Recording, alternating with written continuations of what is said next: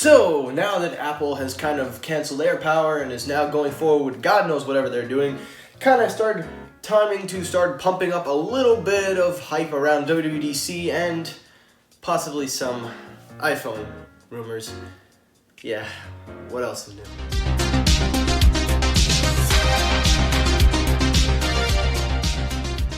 Hey, what's going on everybody? Michael here. Welcome back to another video. And yeah, so today's segment, we are going to take a look at all the latest rumors and news concerning Apple. Today, there's only two things, so you don't have to stick around too long. But also, before we start the video, I urge you guys, please check out the poll above. I am actually thinking of changing my channel name, but I want to know from you guys, should I change it to the name that I am going to unveil, that I'm going to be calling this channel and all the segments I do, or should I just stick it to Michael Frasca? I want you guys to vote on the poll. Let me know. Your voice matters, so please let me know, because if you guys vote yes and no, I may consider changing my channel, or I'll just keep it the same.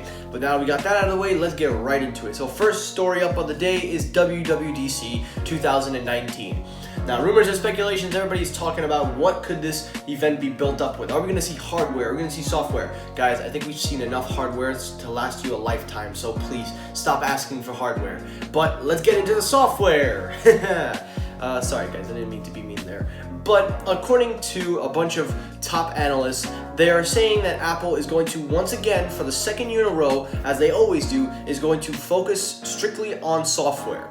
That includes iOS 13, macOS, whatever we're going to go on, tvOS, it'll also include watchOS, and possibly they may be also talking about minor updates that include HomePod updates, though let's be honest, they haven't really talked much about, and a couple of other things. But the main emphasis of this event is going to be iOS. However, the analysts are saying that iOS 13 may possibly be the biggest update to the iPad, and the reason is because it is going to be compact with features. Now, I have done a segment with Zolotech. If you have not checked that video out, at the end of the video you can definitely check it out. I'll leave the link in the description or on the screen above. But again, the idea that iPad is going to be trying to become the new laptop for everybody, a computing device, since the iPad Pro is perfectly capable of handling all these sophisticated tasks, multitasking, and with all the processing and so thin. And I think personally it would be justifiable if they were to make iOS 13 more computer-like for the iPad. But enough about that. The next bit up, story number dos, and then you guys can head out. Next episode video. Oh my god, okay, this is why I need an editor. Anyway, story numero dos. Hey, that sounds like front page tech. Alright, let's just get right into it. Story number 2 is iPhone 11. Yep. So according to analyst Ming-Chi Kuo, who is the top analyst and speculator that is among all the big rumors and leakers, he predicts that Apple is going to be borrowing concepts and is going to use them in the iPhone 11. They are going to use the backwards wireless charging, and they are going for a triple camera setup. Now, we already know about the triple camera and what everybody thinks about it, which I can also tell you guys to check out my last episode. I have already discussed what I think of the triple camera, that design, if this is true.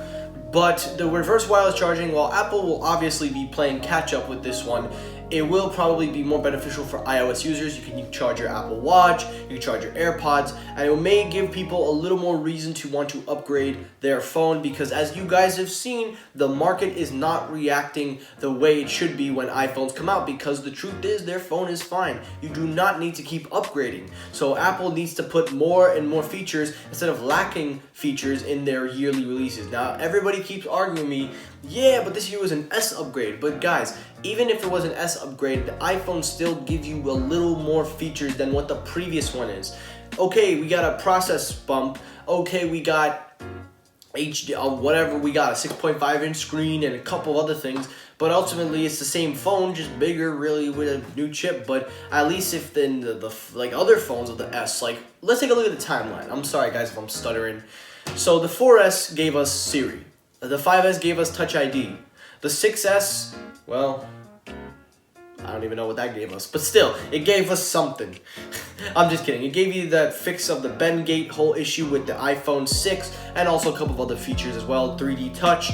And then you had the iPhone 8, which is considered the 7S, which gave us the glass back, wireless charging, the dual cameras upgraded, and also that's about it too. So the S upgrades are slowly starting to be more and more less of features, while the previous ones offered more. So if Apple is going to make the iPhone 11 bigger than it already should be, they need to definitely take some things. But Apple, I urge you, please do not compromise in making all this. Look at what you did with the headphone jack. You gave up the headphone jack in favor of the 3D touch or the dual speakers. You gave up the home button for a favor of a full screen. Now, I'm not saying obviously you shouldn't. I mean, obviously the home button at this point is gone. But I mean, if we could just take a time out and look at what Galaxy was able to do with the S10, it was able to keep the dual speakers without losing it with that full screen display. It gave us a punch hole notch. Now keep in mind, I do love Face ID. I am not saying Face ID is terrible, and I know everybody's gonna hit me with that, but still, they still were able to give us an in-display fingerprint scanner, reverse wireless charging, 3 cameras, and possibly one of the best displays on a smartphone, and keep the dual speakers and the headphone jack. So please, if you're going to make the iPhone 11, please do not compromise in design, and for the love of God, please do not keep the price points at what they are.